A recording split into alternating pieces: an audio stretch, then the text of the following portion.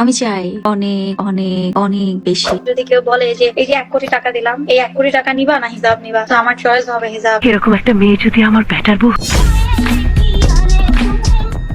ধরেছে বুড়ো বয়সে ভীমরতি, বুনো কাকের ময়ূর পেখম, এমন সমালোচনার তকমা কুড়িয়ে নেওয়া সহ বিতর্কিত কাণ্ডে নিজেকে সোশ্যাল পাড়ার মুখরোচক টপিক বানিয়ে রেখেছেন বিতর্কিত গায়িকা, অভিনেত্রী ও উদ্যোক্তা বর্ষা চৌধুরী।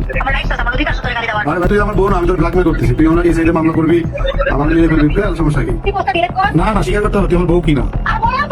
একের পর এক বিয়ে এবং বিবাহ বহির্ভূত সম্পর্কে নিজেকে বহুগামিতায় ভূত করে বর্ষা চৌধুরী সুখ উড়িয়ে বেড়াচ্ছেন বলে দাবি নেটিজেনদের। কেউ কেউ বলছেন বিয়ে করাই যেন তার নেশা, আবার কেউ বলছেন এর চেয়ে পতিতাবৃত্তিও ভালো।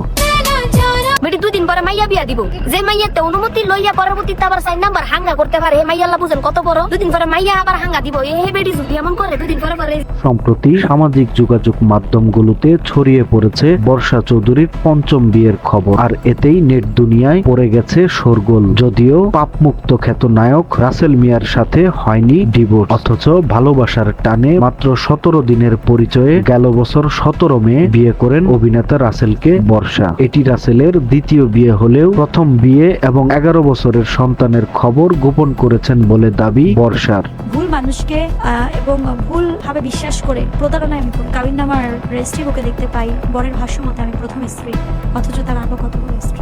অন্যদিকে বিয়ের সপ্তাহ না পেরোতেই শুরু হয় রাসেল বর্ষার সংসারে অশান্তি। এক পর্যায়ে সামাজিক যোগাযোগ মাধ্যমে শুরু হয় রাসেল বর্ষার কাদা ছোড়াছুরি। শেষমেশ বর্ষার ভালোবাসা গিয়ে উঠে আদালত পাড়া থেকে কাঠগড়ায়। তবে এবার মুন্না খান নামের এক কথিত নায়ককে বিয়ে করেন বর্ষা চৌধুরী। এমন খবর চাউর হওয়ায় জন্ম নিয়েছে নতুন এক বিতর্কের। রীতিমতো হচ্ছেন ট্রলের শিকার এই অভিনেত্রী গায়িকা। কোটি টাকা না, একটা জায়গা মতো গুতা দিয়েছে, তাই তার হিসাব খুলে ফেলেছে। আপনার যে প্রেমের মাঠ অনেক বড় তা দেখেই বোঝা যাচ্ছে, কিছু বলার নাই। সেই মহিলা পড়ে গিয়েছে। পুরো শরীর সুস্থ থাকলে আমার মনে হয় প্রত্যেক বছর একটা করে স্বামী চেঞ্জ করতে। এর মাঝে বর্ষা চৌধুরীর স্বামীর তালিকায় উঠে আসে আরেক নাম আকাশ নিবিড়। ও মূলত হচ্ছে বিভিন্ন নিউজ ব্ল্যাকমেল এগুলো করার জন্য আমাকে আসলে ইউজ করেছে, আমাকে দিয়ে রাসেল মিয়াকে ঘায়াল করা। তারপর হেলানা জাহাঙ্গীর, আমি বিয়ে করেছি কিনা, বাসা করেছি কিনা, এবং কি বলে স্বামী স্ত্রীর যে সম্পর্ক আপনারা যেটা জানেন সেটা করেছি কিনা, তাহলে ডিএনএ টেস্ট করতে বলেন। বিয়ে আর বিয়ে, বিয়ে ছাড়া তার জীবনে যেন আর কিছুই নেই এই অভিনেত্রী, উদ্যোক্তা ও গায়িকার, যার ভাব প্রকাশ তিনি নিজেই করেছেন বহুবার। তিনি বলেন, আমি প্রেমে বিশ্বাসী নই, বিয়েতে বিশ্বাসী। আবার কখনো বলেন, আমি যদি বিয়ে করি ডিক্লার দিয়ে বিয়ে করবো, আমি লুকোচুরি করবো না। আমি প্রেম করলে ডিক্লার দিয়ে প্রেম করবো যে হ্যাঁ আমি প্রেম করতেছি।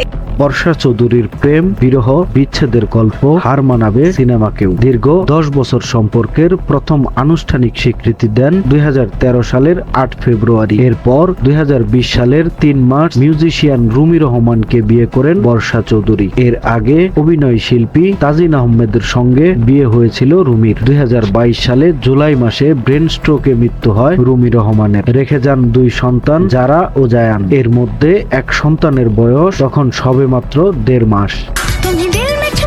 স্বামীর মৃত্যুর ঠিক 2 বছরের মাথায় সেই 2 সন্তানকে কোলে নিয়ে ফের বিয়ের পিঁড়িতে বসেন বর্ষা রাসেলের সাথে। তবে অনেকে বলেন এটা বর্ষার 3 নম্বর বিয়ে, কিন্তু সোশ্যাল অ্যাক্টিভিস্ট ও লেখিকা মিলি ফারজানা তা মানতে নারাজ। তিনি দাবি করেন রুমির মৃত্যুর পর আরো একটি বিয়ে করেছিলেন বর্ষা, সেই স্বামীও মারা গেছেন। তবে এ নিয়ে মুখ খুলেননি গায়িকা বর্ষা। 2009 সালে মিক্সড অ্যালবাম স্বপ্নযাত্রা দিয়ে অডিও বাজারে আসেন বর্ষা চৌধুরী। এরপর একের পর এক কাজ করে গেছেন মিক্সড অ্যালবামে। 2011 সালের করা মিক্সড অ্যালবাম রং পেন্সিল থেকেই পরিচিত হয়ে উঠতে থাকে বর্ষার নাম। একই বছর বর্ষা মিক্সড অ্যালবামের ফল ইন লাভ গানটি দারুণ জনপ্রিয়তা পায়। সময়ের কলম, নিউজ ডেস্ক।